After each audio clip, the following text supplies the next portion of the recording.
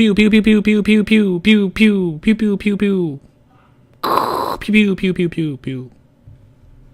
The Order 1886 has been championed as a harbinger for the future of this generation of video game consoles. The first non-launch AAA title that will test the flexing power of all the RAM, processors, internal combustion engines, and pixel wizards, Sony was able to jam into an old VCR casing and get you to pay several $100s for. The game launched into a swarm of hopeful hype as promising pre-launch media and smart marketing have built the game a sizable and passionate following. Within that following, the game has been received with relative warmth, but among critics the game has been met with a more tepid response. The conflicting opinions of the two groups has caused a buzz of conversation covering a smorgasbord of topics ranging from the usefulness of review scores to the antiquated nature of QuickTime events. But the most intriguing conversation that has been left lingering is how length of game equates to value. Depending on your predisposition to wandering, your acumen for shooting wolf people with thermite, and just how shit you are at QuickTime events, the game can take anywhere between 4 to 8 hours to complete. Some gamers feel that paying $60 for a game you can beat twice in the same amount of time it takes to work a shift at Denny's is a bit of a hose job. This argument is interesting because it posits the hypothesis that length of gameplay is equal to value. By that logic, 3 hours of testing the effectiveness of thumb screws is equal to the value of 3 hours of judging a blowjob contest.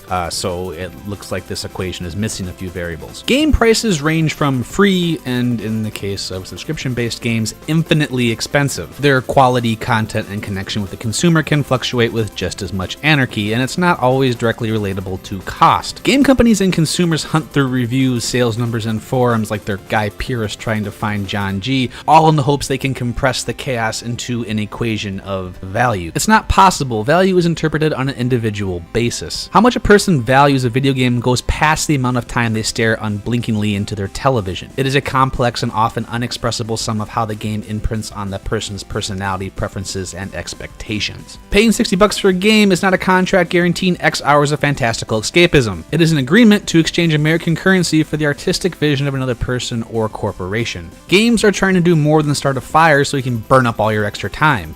They are a delivery mechanism for a vision the same way a movie or painting is. And I'm not saying that art can't be bad or not worth what you paid for it. That shit happens all the time. What I am saying is, if you felt the Order 1886 didn't give you enough value, it wasn't because the game was too short. It was because the completed vision put forth already at dawn didn't connect with you in a way that your brain calculator equated to $60. And adding 10 more hours of running around being tired and samey like your Captain Jack Sparrow isn't going to make it Game of the Year. Game over, you're out of lives. We'll see you next time.